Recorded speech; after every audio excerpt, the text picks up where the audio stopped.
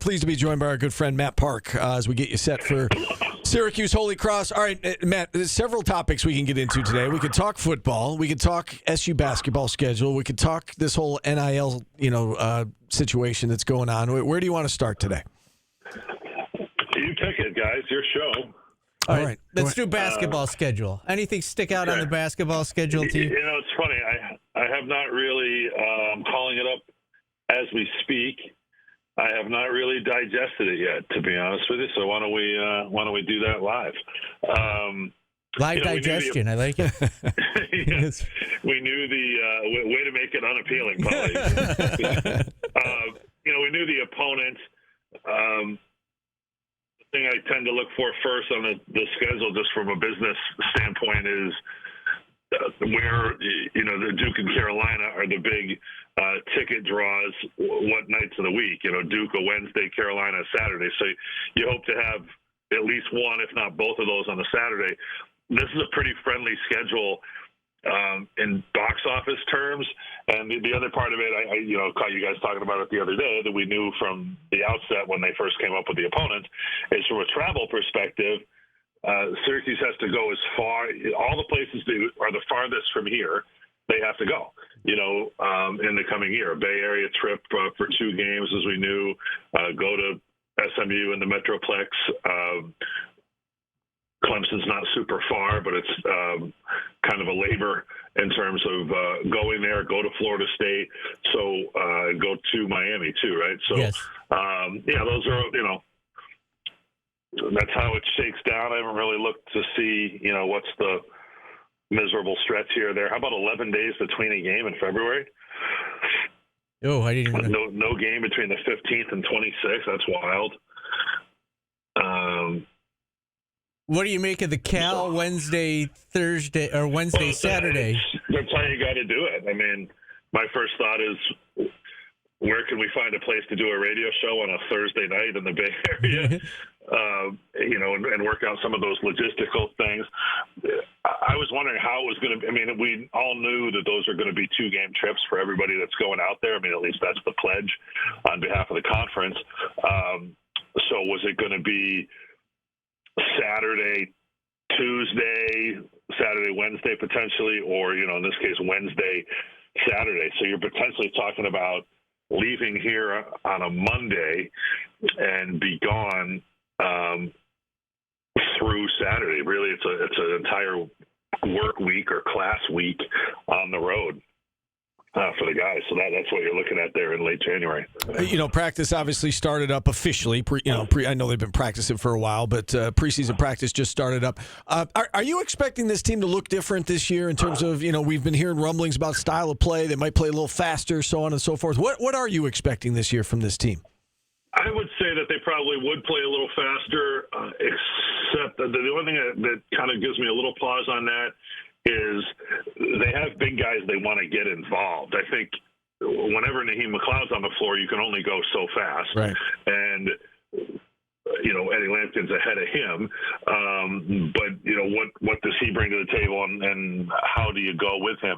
I think the story in terms of the roster here and how it's put together, this unit right now, the collection of players on the roster at the moment, is closer to being in sort of Red's image. And, anytime you go through a coaching change, it's like the second person, he or she has got to get his or her guys and that kind of thing. And I don't think it's a major departure in terms of recruiting philosophy or anything. I just think it's players that were hand selected to fit what the needs were at the moment, and guys that are athletic and can play and are multifaceted and want to play the way Red wants to play. So I think you're getting closer to that. I think it's probably a roster upgrade overall from last year. And, I think there's so much new that it becomes really fascinating, as it always is here, to see how the team unfolds. All right, let's talk football now. And, Holy Cross this weekend, a game that, Syracuse should win and should win comfortably. As you get ready for this matchup, does anything in particular stand out to you about the Crusaders? No, I mean, this is just a game. It's about the home team. You got to line up and knock them off the ball, and you're going to be better material at every position on the field, and you got to make it look that way. Jordan Fuller. He's out for the season with an injury. I shouldn't say best player, but he's certainly one of their more productive players. They have a couple others that are returning starters from last year's team, which won the Patriot League, and a couple other options. But there's a huge talent disparity here, and the coaches obviously can't say it quite that way. But to me, this is a game where you've got to go out and execute to the best of your ability, and it really should be a blowout. All right, let's talk about this situation with Matthew Sluka out there at UNLV, and obviously the next opponent. SU plays them next Friday, a week from tomorrow. What do you make of the whole thing, the he said, she said, and how this whole thing is playing out before our eyes? Well, it was inevitable, and now you're getting into business. College sports has always been a business, but now the quote-unquote transaction from the student athlete to the school, there's an understanding and there's a check above and beyond what they were getting prior to NIL. This is not just, hey, we're taking care of your schoolwork and sliding you a little more here and there for living expenses and whatever. You're talking about big figures with commas in them, and in this case of Sluka, the former Holy Cross quarterback, apparently a six-figure promise. I think the reason that it's really sticky, there's a lot of reasons, but one is you're not really supposed to make this type of promise in the first place. That's why, I presume, why UNLV backed away from it in the way they did. You're not supposed to say, you do this and we will pay you that. Right. You're the way now it's heading that way, okay? But as I understand it, you're supposed to kind of say, well, our previous quarterback made X through our giving business community and the arrangements that were made there based on the quid pro quo of autograph signings or whatever it is that these arrangements are. And we hope you can do it, and because what you're doing here is if you're talking about, hey, this isn't enough money because we're ranked, and then I guess Luka hasn't said that, hey, because we're successful is when I went in there asking for more money. I think if you take him at his word, the same premise would stand even if they were 0-3, that he was promised $100,000 and had gotten only a fraction of that. So he's trying to get his $100,000. But first of all, athletes have to get this stuff in writing. Then the writing is going to, in theory, protect you both ways. So what if you, and I assume this is in some of these arrangements, but what if you don't represent the team the right way? What if you want to align yourself with a product that runs opposite of a coeducational mission, or however you want to phrase that? Yeah. There's a lot of things that go into it. You get cut. You don't live up to your brand. I think about that in pro sports too, for the record. I mean, when people go up and try to renegotiate their deal because they're having a good year, almost, I think there's probably one or two examples in history, but very few when anybody goes, oh yeah, I only batted .212 this year, so I'm ready to give some of my money back. They don't do that. So it's a very sticky situation. Obviously, student athletes have negotiating power. They've been able to work themselves into a situation where there's money to be had and shared, and it's unfortunate that whatever went down here, somebody hasn't lived up to their end of the bargain, and UNLV, who had a promising season and maybe a path to the playoff, probably has taken a step back on that now. You mentioned that the coaches aren't supposed to be doing this. Is it silly that that's the structure that's in place right now? That you're trying to lure a kid, and you're like, well, we could get you this, but we're not supposed to be talking to you about it. I mean, don't the schools need to be able to directly deal with the kids when it comes to NIL? Is that kind of the next step in this whole thing, in your opinion? I think whether you can say need or not we could debate. I think it's headed that way. I think among the reasons it's headed that way has to do really with another aspect of it.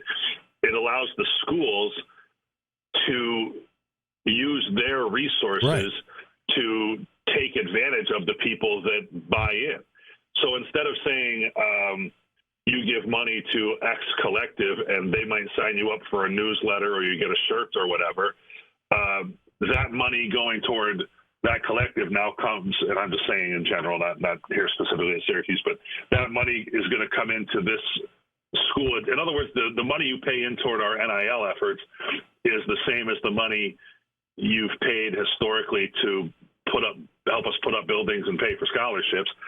And so your account now takes all of that into account, and we can reward you cohesively based on that. I think that's part of what happens when you bring it in-house with the school. So that, let's say, rewards that a school could offer up to a potential donor, like come with the team on a road trip, you can give that now to people who are generous in the NIL space. That would be one way. But it needs a lot more managing. There should be a standard contract so everybody understands who's in it for what. Transparency, I think, would be a lot better for everybody, but it hasn't come yet. Yeah. I mean, you look at like what Tennessee's doing, right? Building in that talent fee or performance fee into the ticket price. If the schools are directly involved with NIL, then you could use whatever you make out off of that and use that toward, acquiring players, for lack of a better term. So I don't know. As you said, there's a lot that needs to be fixed with this whole system. But it is unfortunate that UNLV is dealing with this because, again, nobody looks good. Like, even if you take on face value what Matthew Sluka is saying, it's unfortunate that he's playing for a team that's 23rd in the country and has a shot at the college football playoff, but he feels as though he's forced to back out. Yeah, well, what recourse does he have? Right. No, I get it. Right, I get it. Yeah. Withholding his services. That's what they've paid for. Now, again, in theory, that's not really what the school is supposed to be paying for. It doesn't say it's NIL. It's not NILT, right. Name, image, likeness, and talent. Right. They're not paying for that, in air quotes. Okay, so that's where this becomes a little sticky. In other words, I guess she was pretty good. I'm not trying not to defame anybody, but Libby Dunn was not an Olympic caliber gymnast, right? Yeah. But we all know she's a leader in the NIL world. Right. Right. So your NIL could, create a certain market out there, irrespective of your talent and production for the team. And again, there's all kinds of gray areas going into that formula. So it's complicated. It's going to take people smarter than me to figure it out. Yeah, no, it's a healthy discussion, though. All right, Matt, good stuff. You'll be with Fran Brown tonight, yes, over at Heritage Hill? Yes, that's the plan. All right. Well, enjoy the show and have a good broadcast on Saturday. Thanks for coming on. Okay, sounds good. Thanks, guys. All right, Matt Park joining us here on the show. And with that, we'll hit our final timeout. We will wrap things up next on ESPN Radio.